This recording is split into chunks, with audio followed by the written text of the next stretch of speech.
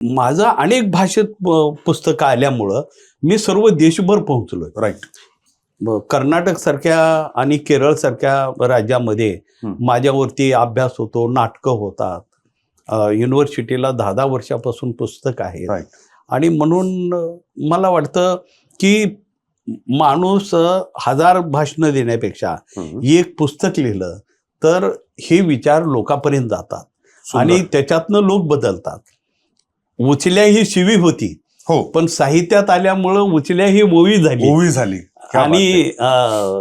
आणि म्हणून मला आनंद वाटतो. त्याच्यावर अनेक भारत सरकारने नाटक केला उच्चक्का नावाने.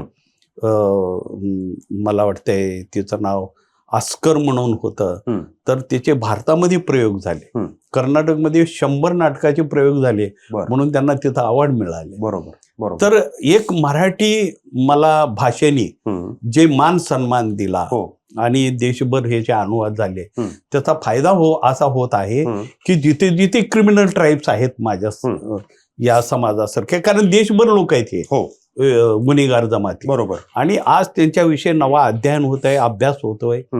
भारत सरकारने आता मला वाटतंय विमुक्त घुमंतो आदिवासी यासाठी आयोग झालाय आणि पहिल्यांदा भारताने 100 कोटी रुपये आमच्यासाठी राखून ठेवले. आणि त्याच्यासाठी आता येणाऱ्या काळात होईल, पण अजून आम्हाला मान्यता मिळालेली नाही, सँक्शन.